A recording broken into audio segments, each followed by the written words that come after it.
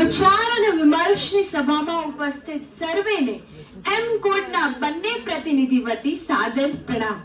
આજે અમારો વિષય છે એઆઈ કલ્પવૃક્ષ કે બાવળ. આ વિષયને અંતર્ગત અમારા વિચારોને પ્રસ્તુત કરીશું. સર્વપ્રથમ ભગવદ ગીતામાં ખરેખર સાચું જ કહેવાયું છે, દી શ્રેષ્ઠા સર્વભૂતાનામ, અર્થાત intelligence is the greatest of all beings. પરંતુ આજના સાંપ્રત સમયમાં મારું તો સ્પષ્ટપણે એ જ માનવું છે કે artificial intelligence is the greatest of all beings, અર્થાત આર્ટિફિશિયલ ઇન્ટેલિજન્સ એ સૌથી સર્વશ્રેષ્ઠ માનવીઓની ઈચ્છાને પરિપૂર્ણતા કરનાર જ્ઞાનના વૃક્ષ સમાન એક કલ્પવૃક્ષ સમાન છે.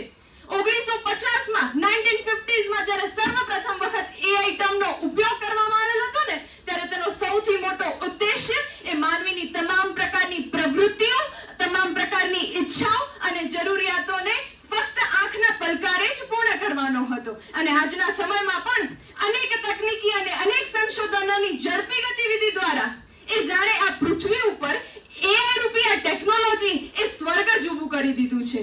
એઆઈ નો સૌથી મોટો ફાયદો માનવીની તમામ પ્રકારની મર્યાદાઓને ઓળંગીને, માનવીય ભૂલોને દૂર કરીને, કોઈ પણ પ્રકારના ભૂલોના માર્જિન વિના એ તમામ પ્રકારની અલ્ગોરિધમનો ઉપયોગ કરી, પૃથક્કરણ પદ્ધતિનો ઉપયોગ કરી, પ્રયોગમૂલક ડેટા દ્વારા તે તમામ નિર્ણયો લે છે. તેથી જ આજે એરલાઇન્સ થી કરી અને આર્મ ફોર્સ સુધી, એજ્યુકેશન થી કરી અને મેડિકલ ફોર્સ સુધી આ તમામ ક્ષેત્રમાં વપરાશકર્તાઓ દ્વારા સૌથી વધુ એઆઈ નો વપરાશ થાય છે. માનવી એ શારીરિક રીતે મર્યાદિત છે, તેથી લાંબા સમય સુધી ભૌતિક વાતાવરણમાં રહેવું કે ઉચ્ચ દબાણવાળા ક્ષેત્રોમાં તેનો સામનો કરવો તેના માટે અસ્તિત્વ માટે પડકારરૂપ છે. જ્યારે એઆઈ આ તમામ અસમર્થતાઓને દૂર કરે છે.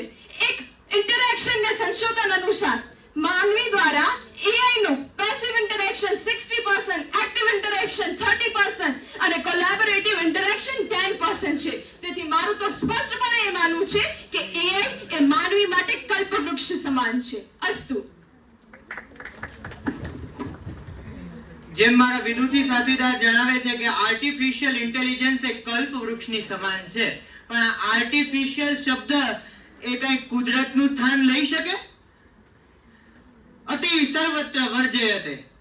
એઆઈ નું સર્જન એ માનવ મસ્તિષ્કે જ કર્યું છે અને અત્યાર સુધીનો અનુભવ એમ કહે છે કે કોઈ પણ ટેકનોલોજીનો ઉપયોગ એ માનવ હિત માટે કરવામાં આવે છે, પણ તેનો અતિ ઉપયોગ એ અહિતને પ્રેરે છે. મારી પાસે તો ડેટા છે કે 1997 ની અંદર જ્યારે વિશ્વના ચેસના મહાન પ્લેયર ગેરીની એઆઈ સિસ્ટમ સાથે કોમ્પિટિશન કરવામાં આવી, ત્યારે આ આજકાલનું આવેલું એઆઈ એને આ મહાન ચેસના પ્લેયર ગેરીને હરાવી દીધું હતું.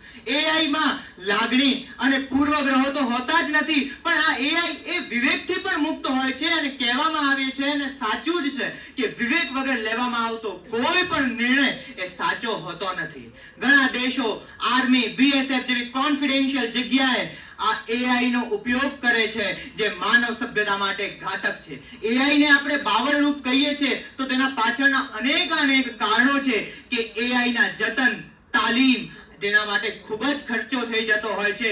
એઆઈ નું સોફ્ટવેર અને હાર્ડવેર નું મોનિટરિંગ પણ અઢળક ખર્ચામય બનતું હોય છે.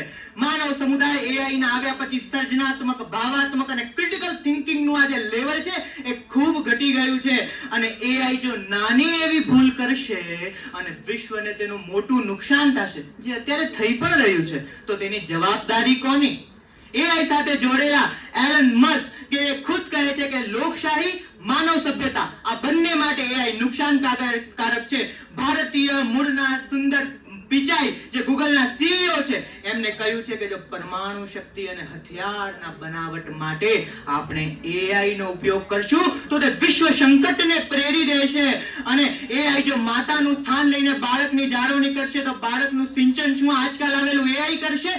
શિક્ષણમાં જો શિક્ષકની જગ્યાએ એઆઈ આવશે તો વિદ્યાર્થીઓમાં ગણતર શું આજકાલ આવેલું એઆઈ કરશે? અને માણસની રોજી રોટી જે આ એઆઈ છીનવી રહ્યું છે તો તે બેરોજગાર બનતા પરિવારનું ભરણ પોષણ શું આ એઆઈ કરશે? અહીંયા વપરાશમાં લીધેલો એઆઈ માટે બાવળ શબ્દ એ ખૂબ સાચો છે, તેનામાં મેળવવા કરતા ગુમાવવાનું વધારે છે. તો હું સ્પષ્ટપણે માનું છું કે એઆઈ એ બાવળ રૂપી છે. ખૂબ ખૂબ આભાર. નમસ્કાર.